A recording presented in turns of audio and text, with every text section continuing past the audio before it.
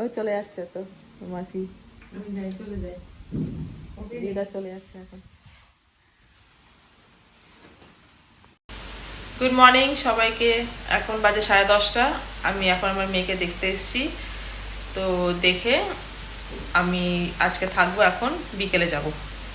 এই যে আমার মেয়ে বসে এখন বই পড়ছে। ঠিক আছে, তো 11টা বাজুক, সবাই আসবে, তারপর আবার তোমাদের দেখাবো সব। আমি এই আমার মেয়েকে খাইয়ে দিয়ে ওর লাঞ্চ করানো হয়ে গেছে। লাঞ্চ করিয়ে এখন আমি আর মিঠুন এখন একটু বেরালাম, দেখি কি খাওয়া খেতে পারি, কোথায় যাই, কি খাই। কালকে তো অনেকটা হেঁটে হেঁটে প্রায় আধ ঘন্টার মতন হেঁটে তারপরে একটা রেস্টুরেন্ট পেয়েছিলাম। আজকে আবার অন্য সাইডে গেছি, অন্য সাইডটা দেখি, এই যে অন্য সাইডটা দেখি আজকে গিয়ে বাই। কোথায় যাই, কি খাবো সবই দেখাবো। বেশি কিছু খেতে পারবো না, সকালে ওই ডিম আর রুটি খেয়েছি, ডিমের অমলেট আর রুটি এখানে এসে অর্ডার করেছিলাম। তো ওই পেটটা ভরা আছে এখন, তো দেখি এখন কি খেতে পারি। তোমরা সঙ্গে থাকো।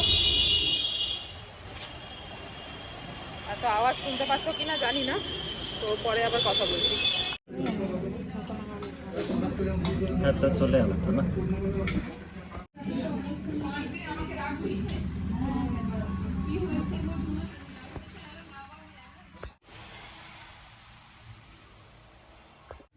এখন আমি যাচ্ছি একটু ডক্টরের সাথে দেখা করতে।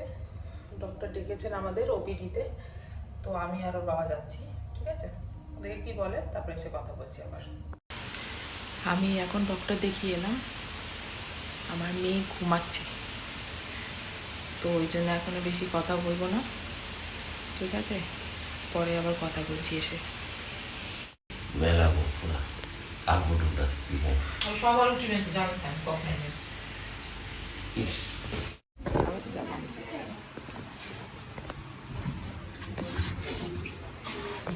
শুরু হয়ে গেছে।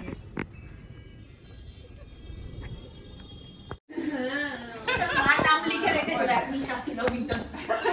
হ্যাঁ, নিশা ফিলোমিনা। কোথায়?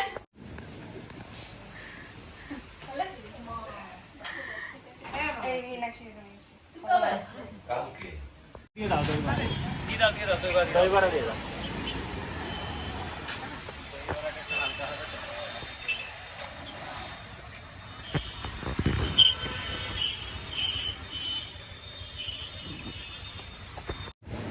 হ্যালো সবাইকে। আজকে আমার মেয়ের ছুটি হয়ে যাচ্ছে, ওকে ডিসচার্জ করা হবে। তো এখন সবাই আমরা এসেছি ডিসচার্জের জন্য। ঠিক আছে, তো কী হয় আবার তোমাদের পরে জানাচ্ছি।